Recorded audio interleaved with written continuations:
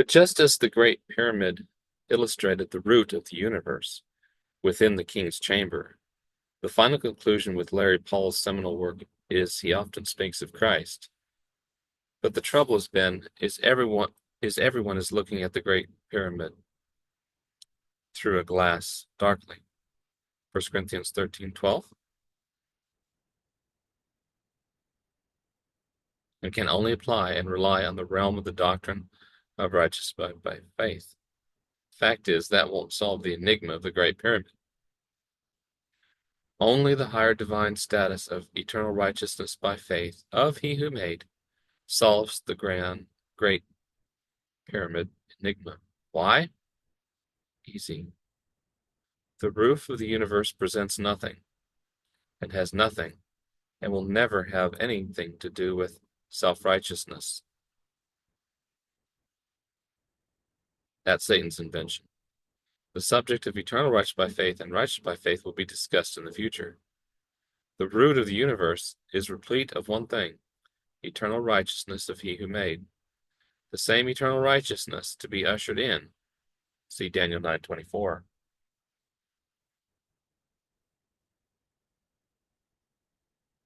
Why? For eternal righteousness by faith is in its fullest respect implicitly associated with the first angel's warning of Revelation 14:6-7.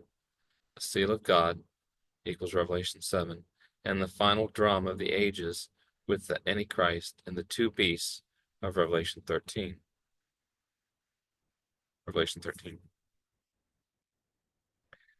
Casting stones. Then down through history there was the removal of the 144,000 casing stones, and this is the symbolism of Satan to remove that objective of He who made.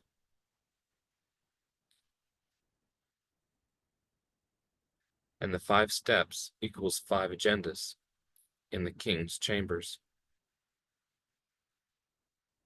And the answer was to eternal life was through no other name than He who made of Revelation 14:6-7.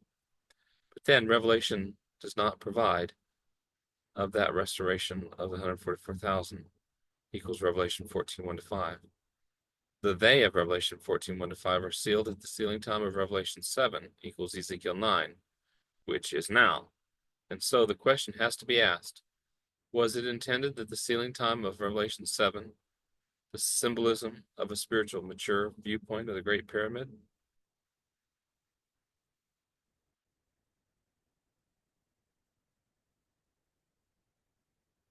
And the restored, sealed 144,000 is understood to occur before the 7 trumpets of Revelation 8?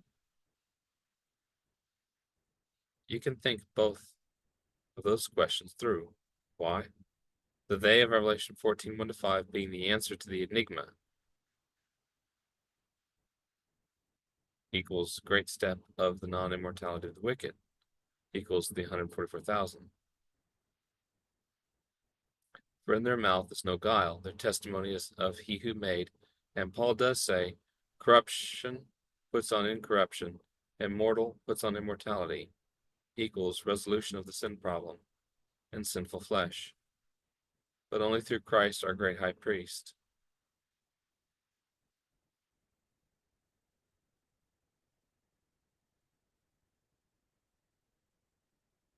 The great step.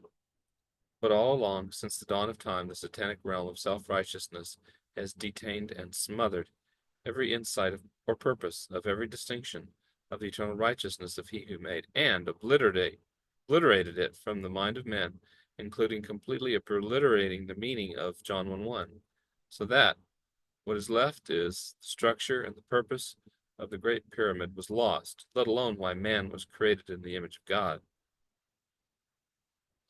Piazzi Smith.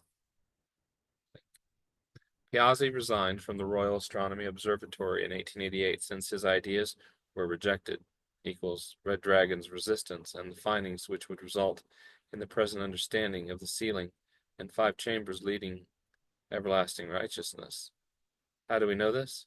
It's based on the premise that 1888 is a God-ordained heavenly event here on earth, which at that time and the present was linked with that monument on earth, which is a witness to the everlasting righteousness of the king's chamber and the void where the 144,000 decorative stones are to stand. And under the heading of the pyramidal research, another interesting factor is that Piazzi brought Melchizedek into the picture, saying that it was built by him. This could be by way of the chronology, which was heavenly orchestrated, but doesn't mean that Melchizedek physically had anything to do in reference to the act of building it itself. Our current research on Melchizedek reveals that he was the priest of God and that he ministered in the eternal righteousness of the slain lamb prior to the foundation of the world. The reason is why there is no tomb was on account of the fact of the resurrection in relation to the geometric prophecy in stone. It is natural that after the Christ angle there would be no need for a tomb on account of the resurrection. Conclusion: it is well known in the later 1800s there was extensive measuring of and exploration of the Great Pyramid by Piazzi Smyth, and his work at the Great Pyramid was prior to famous 1888 General Conference session of Christ and his righteousness. And then Piazzi centered his findings on the sacred cubit. Piazzi Smyth provided the answer ready to be unfolded to the world in the 1890s, confirming Daniel 8:14 and 18:44. Think that one through. Well, the Great Pyramid measurements were published. Piazzi measured the 1844 cubits equals 1844 inches of the ascending passage in the Queen's chamber. The distance equaled a near recent theological finding, and it was event of Daniel 8:14 equals 1844, more commonly understood as the Great Disappointment. Yet that never changed what the prophecy intended, which was being the commencement of the cleansing of the heavenly sanctuary, Hebrews 8:9. But what happened? The heavenly ordained event of 1888 General Conference session at Minneapolis was about Christ and his righteousness by two messengers, Wagner and Jones. But alas, thence came the failure of 1888 in righteousness by faith, and meant the findings of Piazzi Smyth would never find the light of day until eternal righteousness was known and proven, because eternal righteousness is the root of righteousness by faith. That John 1:1 was the initial key into the Alpha and the Omega. And then the key of David was all about he who made as the Alpha and the Omega, and therefore he was eternal righteous by faith, and Alpha and Omega equals Revelation 13:8. The seminal work of Larry Paul. In this interesting video, Larry Paul relates, amongst many things, the importance of the math of constants and geometrical structure and ratios, and then mentions the enigmatic number equals fine structure constant, which is one of the major constants in the universe. Fine structure constant, or FSC. The Greek letter alpha is used to identify the FSC, and Larry in his work located the Alpha and Omega etched in the Great Pyramid. What Larry was seeing was the answer to the enigma of the Great Pyramid. The FSC is a most mysterious number and is set forth in math as the God number because electrons emit or absorb. Larry explains how science can see a bit, but not explain the crossover phenomenon from flesh to spirit, which is related by Larry, was the border of physical world and spiritual equals photons, the ethereal, that science has got to the point between two worlds, body and spirit. The breach of the great step equals body, spirit realm was restored. This is speaking of none other than equals Ho Logos of John 1:1, who in the form of God became incarnate, equals 1:14. The monogenes theos. He who was God and was with God became the monogenes theos and defined himself as the Alpha and Omega. Stop at 6 minutes 58 seconds and proceed carefully. Introduced as the number is 1 and 137, a prime number.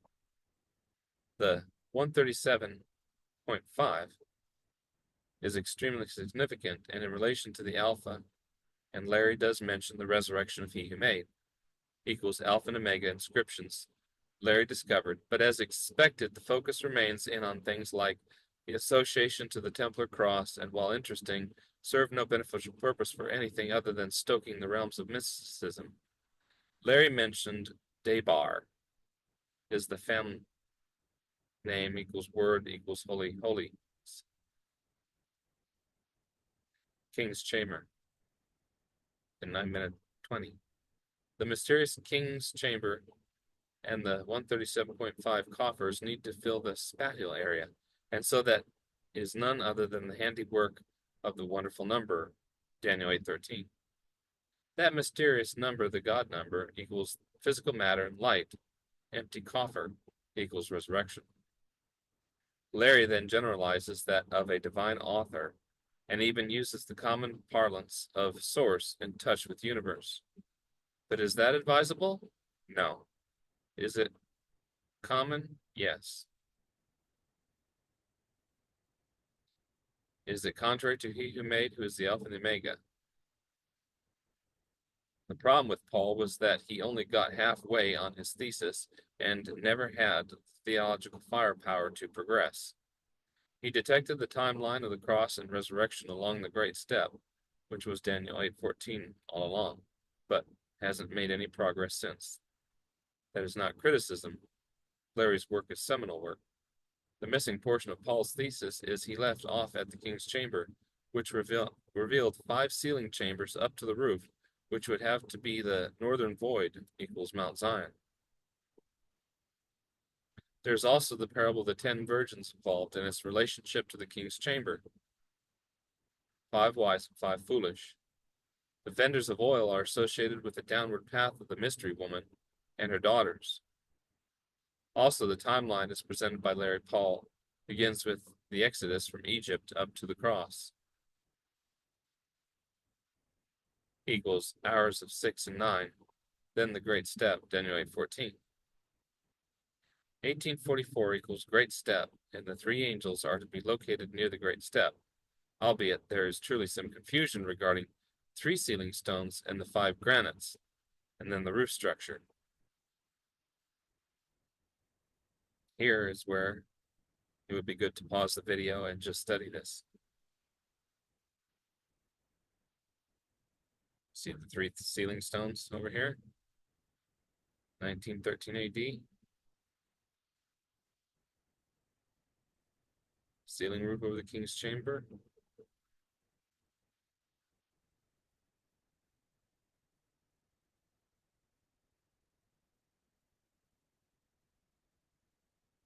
This mapping above is an example of the erroneous 1913 matter instead of 1844, and on top of the roof of King's Chamber is said to be the 24 stones, of which no evidence has been provided.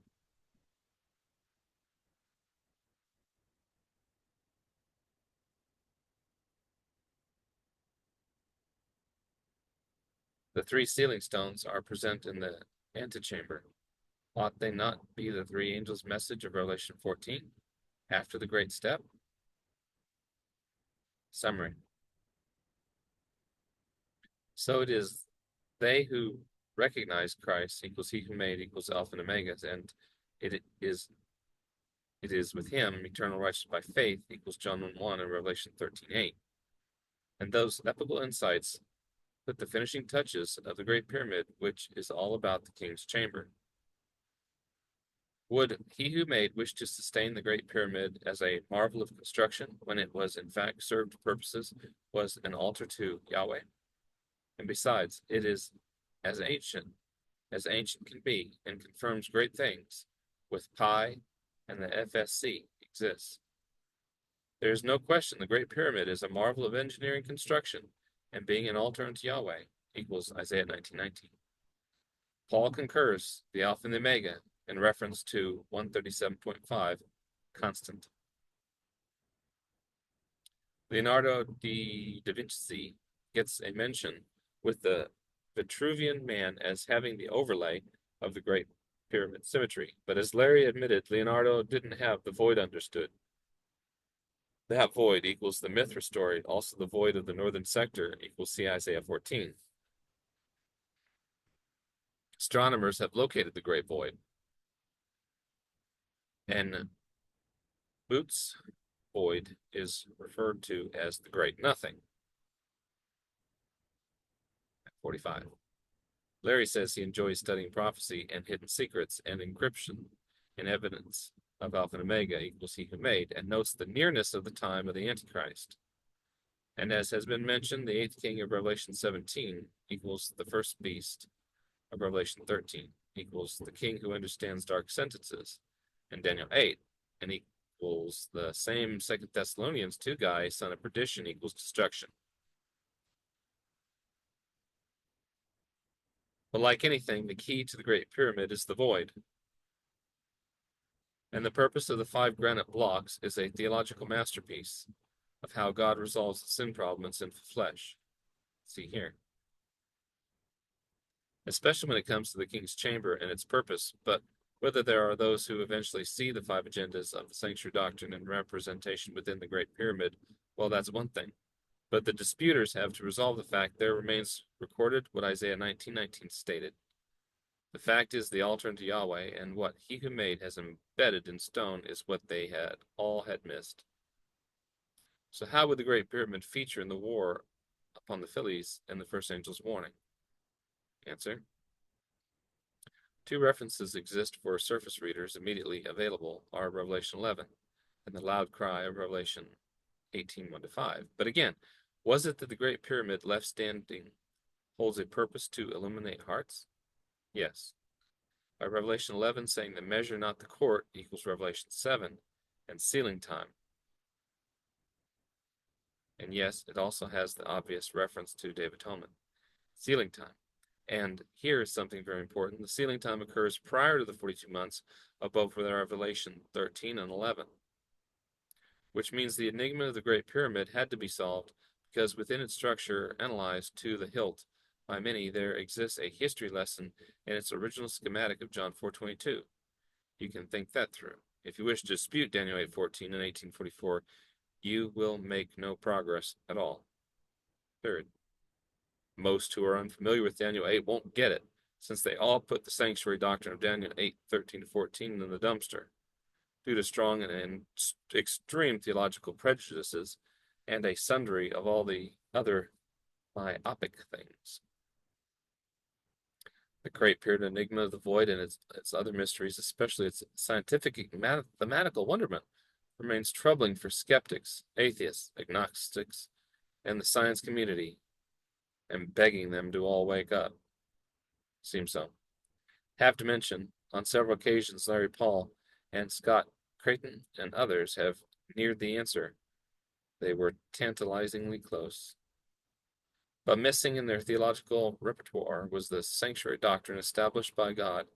It was as if they met a wall, and then, when it came to the Alpha and the Omega, bingo, they had forgotten who the Alpha and the Omega was, and so by now you can begin to sense the importance of the series on the Alpha and the Omega.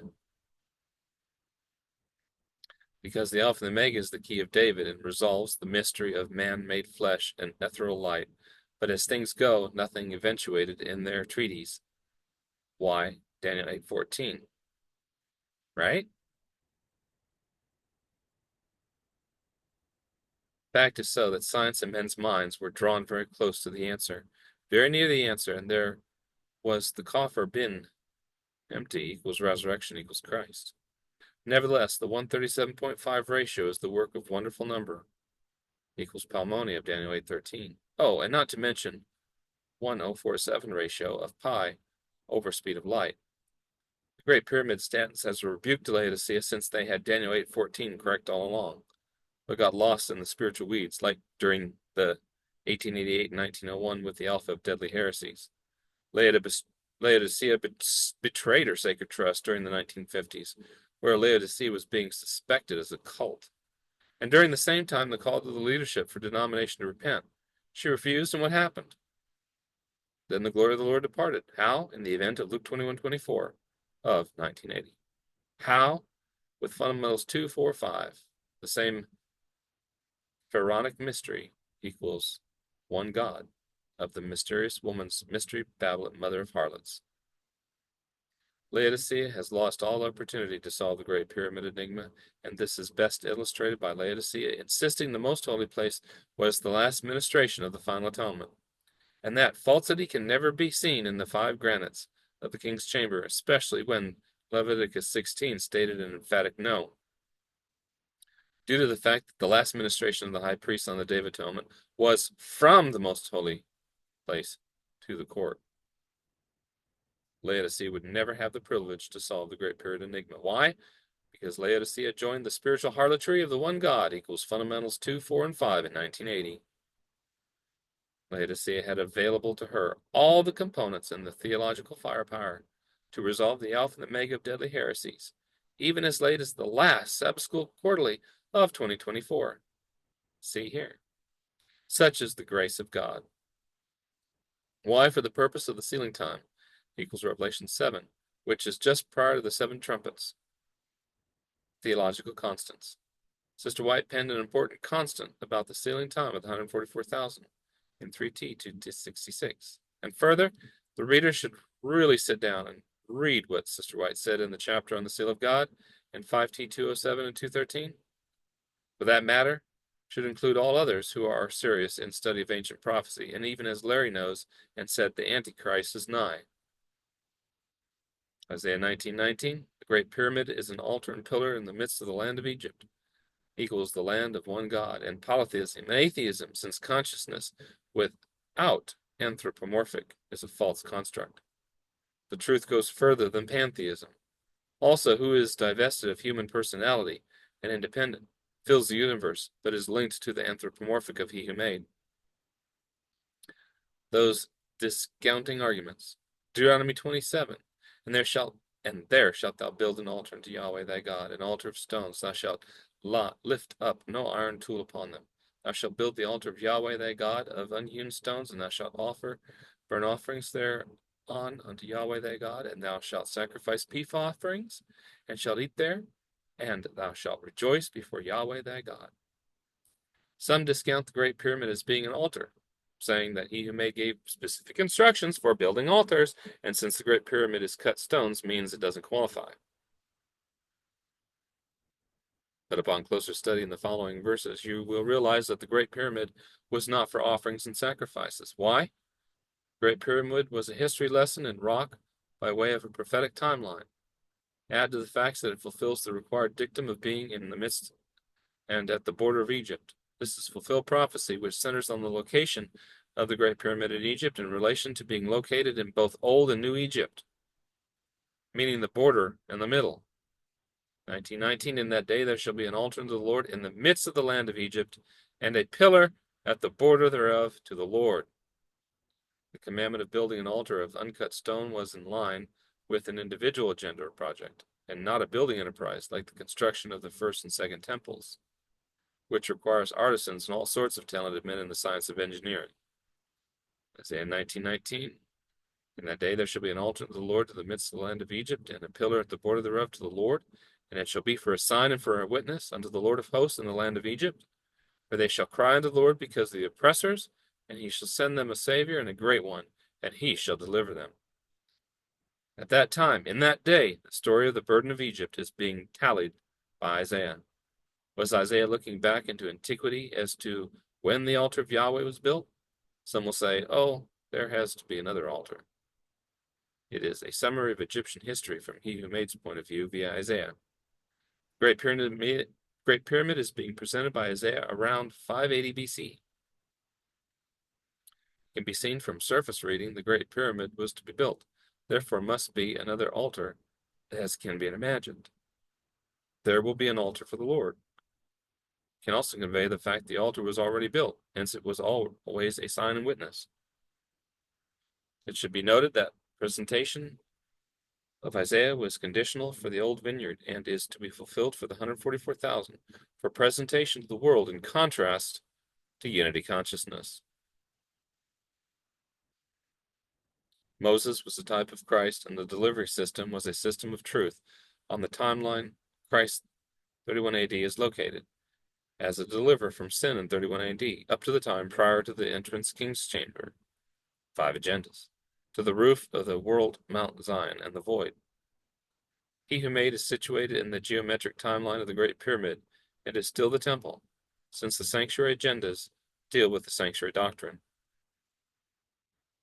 31 AD and the Great Step and 5 agendas of the King Chamber reveal that he who made is the centerpiece of the Great Pyramid. There is the exoteric and the esoteric. Laodicea, who were entrusted with the sanctuary doctrine, equals Daniel 8:14, were badly bruised, even theologically wounded in trying to explain Daniel 8:14 and the cleansing of the heavenly sanctuary. And Laodicea, accused of being a cult religion by Barnhouse and Martin and many others, was ultimately because and still about the unique sanctuary doctrine with Daniel 8:14 in 1844. Laodicea went down the slide, but never solved the Great Pyramid enigma because Laodicea joined the spiritual harlotry of the Queen's Chamber, equals one God, found in Fundamentals 2, 4, and 5. Yes, Laodicea went into the Queen's Chamber and the downward spiral. The answer to Laodicea's problems was there for all to see. There's the schematic at the Great Pyramid. It held both the history lesson and theology lesson. At the same time, and besides, Larry found the Alpha and Omega etched in the granite in the Great Pyramid. Biblical history recorded in cut stone at the Great Pyramid. And Piazzi Smith had it all measured, identifying the sacred cubit and the measurement of 1844 cubits to the Great Step equals 1844 of Daniel 8:14. And yes, with the historical evidence, the Great Pyramid was meant to be solved, and it could be said by the time of 1888, General Conference Session on Christ and His Righteousness, due to the findings of the 1844 cubits equals 1844. But that General Conference Session was a failure. The answer was there at the Great Pyramid, recorded in cut stone. Theological madness. It is to be noted many theological theories abounded at the time of the 1850s and onwards. Charles Taze Russell of the Jehovah's Witnesses adopted the pyramidology theories, especially in numerous attempts in dating the Second Coming, such as 1913, etc. Other out-there theories suggest the Great Pyramid presented the concepts of Mother Earth impregnated by the sky. Was this commotion the reason why Laodicea saw no benefit about the Great Pyramid at the time of 1888? Even today? Well, Laodicea chose her own betrothal difficulties when she acknowledged in her Fundamentals 2, 4, and 5, and that fully absorbed the theological nutriment of the Roman Catholic Church, and that's the downward course to the queen that rides over the beast because of Laodicea's fundies in 2, 4, and 5. The theological psychosis. Many of a religious persuasion for hundreds of years all have attempted trying to solve the enigma of the Great Pyramid, never have the depth of theological accuracy to resolve and why it all relates to one thing, concerning Christ being the Alpha and the Omega, and of his eternal identity as Hologos, who was with God in Arche, and with those facts it includes he who made eternal righteousness. And that accuracy of eternal righteousness, combined with the heavenly sanctuary antitype after the order of Melchizedek, for resolving the sin problem in sinful flesh, was the preservation of the historic evidence, conserved in stone, confirmed with Isaiah 19:19. Why? Laodicea had the light of Daniel 8:14, and included the sanctuary doctrine and the final atonement. But Laodicea dropped the ball when it called out to be a cult over the sanctuary doctrine in 1844, and yet the answer of the 5 granite slabs in the king's chamber equals 5 agendas in the king's chamber was centered all the time in he who is the Alpha and Omega and eternal righteousness, equals Revelation 22:13 and 16, and Revelation 13:8. Think about it. The ultimate revelation, which would serve a specific purpose for the Great Pyramid, would be to prove unity consciousness, and so far this has not been accomplished. Some might say, yet there is that final revelation of the void. Really? There's also a timeline of Christ, as well as the sanctuary agendas, that lead to the 144,000 casing stones and entering the king's chamber and finding themselves on Mount Zion, rather than leading to a hive mind of unity consciousness. It is that 5th agenda, prior to entering the roof that contradicts unity consciousness. The whole idea of five chamber stones is not unity consciousness and the void meeting each other. It's the cleansing of that fifth chamber stone, resolving the sin problem by who made after the order of Melchizedek. That brings about true unity consciousness of John 17 with the king whose chamber is the highest area in the void, where he will sit with his 144,000 casing stones. Who of you can prove that wrong? The sanctuary doctrine, the antitype, as built by Moses, Solomon, equals shadow of the heavenly, Hebrews 8, 1-5, requires artists and craftsmen for cutting and shaping, and that was for sacrifice. Whereas the Great Pyramid is established along the same lines of the sanctuary by revealing Christ's sacrifice, as well as 1844, and the sanctuary final atonement, and then the void of Mount Zion. The earthly sanctuary service was a copy and shadow of the heavenly, just as Solomon's temple was based on Moses' antitype. So to call the heavenly sanctuary the antitype is like saying that it's the Omega, since it's a son of David concept. Built by human hands under the law with human genetics, yet based on patriarchal sacrifice, which was in memory of the slain lamb prior to the foundation of the world. Revelation 13:8. In reality, he was the Alpha as being the first, and based on everlasting righteousness, since the lamb slain from prior to the foundation of the world was the root teaching. And this indicates the adjuncts of the five agendas were already established prior to that of Moses. How? Well, do yourself a favor and reread Revelation 13:8 with 2 Timothy 1:19. Also, the unfolding of truth as it relates to the sanctuary and its construction was based on the new vineyard of 6 a.m. of Matthew 20, verse 5.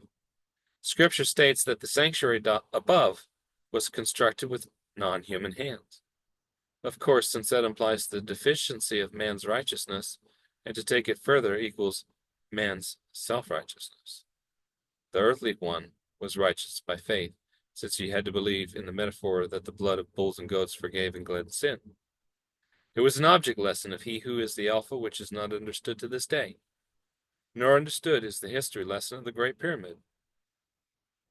That is why the type equals eternal righteousness, as noted in Revelation 13:8, equals as Hebrews 8 states. Now, in the things which we are saying, the chief point is this: we have such an high priest who sat down on the right hand of the throne of the majesty in the heavens, a minister of the sanctuary and of the true tabernacle, which the Lord pitched, not man. Five agendas. So how do we know that the 5 stones in the king's chamber equals the 5 agendas? Well, 5 stands for unmerited favor in the king's chamber. What connects this matter to Daniel 14 and the cross is the timeline of the Great Pyramid from the cross, counting in cubits, over to the Great Step being 1844. And what comes in relation to the Great Step equals 1844. It's the 5 agendas, a system of truth which takes us from the beginning, equals heaven, which equals slain lamb, over to earth, and the establishment of the patriarchal sacrifice, and then the cross, and then the 5 agendas, and a return back to the void of Mount Zion. 5 agendas, 5 steps.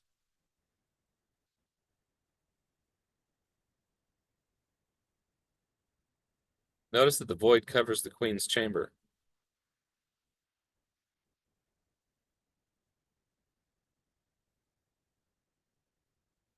It revolves around the fall of Satan and his use of Eve later in the game, as well as Semiramis equals Satan's exaltation of the feminine divine, equals Astarte and the Virgin Mary and the concepts of Sophia in relation to the mysteries and the woman riding over the beast, and over into feminism and the destruction of the family.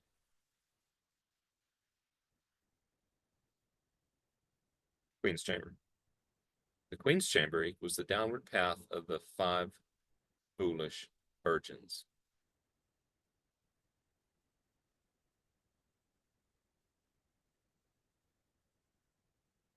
Queen's Chamber equals Mystery Babylon the Great and her interpretation of the mysteries. It includes Jezebel, typical and antitypical, who cause God's servants to eat food offered to idols as well as sexual immorality. It includes the Queen Vashti, who despised the king of the Medes and Persians. It continues in the one God doctrine as well. And so it is to be repeated. The Grand Pyramid is recorded in Isaiah 19:19. It's an altar and a pillar in the midst of the land of Egypt, equals land of the one God, and polytheism and atheism, since consciousness without anthropomorphic of the Elohim is a false construct. Truth goes further than pantheism. Allos Parakletos, which is divested of human personality and independent, fills the universe but is linked to the anthropomorphic. The Great Pyramid is a history lesson in stone. Yes, you got it. You read that right. It's he who made who is the true Alpha and Omega, and the key that unlocks the enigma of the Great Pyramid. As interesting as that is, are you now sensing the critical importance of the first angel's warning, Revelation 14:6-7, in its connection to John 1:1, and Revelation 13:8, and 22:13 and 16? To fear God and worship him who made equals he who made, or worship the beast in his image. For those skeptical of the discussion of the 5 agendas of King's Chamber of the Great Pyramid is true. Can you explain why Daniel says the 7th king of Daniel 8, Daniel 11, 40 and 45 is involved with all precious things of Egypt? He, the 7th king, shall stretch forth his hand also upon the countries, and the land of Egypt shall not escape. But he shall have power over the treasures of gold and of silver, and over all the precious things of Egypt, and the Libyans and the Ethiopians shall be the steps. Is Daniel 11:43 confirming the king of the north, who has power over the treasures and over all precious things of Egypt, that in relation to the Great Pyramid experiences the same demise as Napoleon, equals the 5th king of Revelation 17:10, who encountered the father, the 8th king, Satan, in the Great Pyramid? Well, think about it. God said the 7th lasts a short space, and none shall help him. And there are 7 kings, 5 are fallen, and 1 is, and the other is not yet come. And when he cometh, he must continue a short space. And the beast that was and is not, even he is the 8th, and is of the 7, and goeth into perdition.